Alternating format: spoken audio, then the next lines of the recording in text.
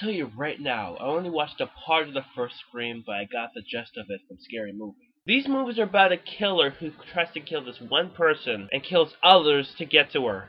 But the killer can never kill her or the other two people in the movies. And the killer is usually someone she knows. So in the beginning of the movie, 2 girls are killed. Then it turns out that's a movie. 2 girls are watching that movie and one of the girls stabs the other. And it turns out that's a movie! Okay, 5 minutes into this movie, I'm really fucking pissed off! Finally, the movie begins with 2 girls at a house. Isn't that just a great beginning to a horror movie? And what a surprise, they get killed. So the main character is a writer who bases her books on her first 3 occurrences with the killer, and she goes back to her hometown, which coincidentally has the killer from the first 3 movies back in the culture. Along with her is the officer and the reporter from the first 3 movies. There's the usual whodunit scenario of who killed who. Pretty much everyone has a motive. But it's kinda hard considering there's so much damn characters in this movie. But don't worry, they get killed at a pretty fucking fast rate. But here's my question. If the killer is a different person each time, they obviously have to buy these masks.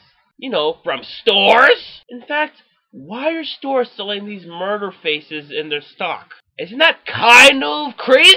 Do you really want your town to be known as a place where a killer killed a bunch of people? So yeah, the killer comes back and kills all these people like in the first 3 movies. So the characters find out that the killer's working in rebooted movies. So there's a fake climax and a real climax.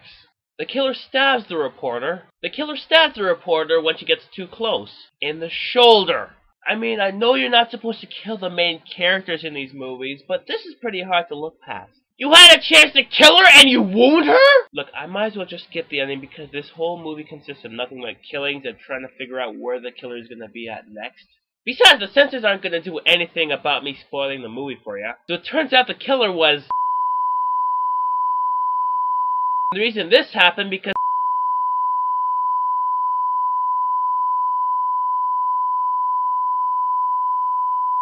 Don't really know how that's gonna kill her. While the police are on their way to the crime scene, they end up in the hospital, and it turns out, what a surprise!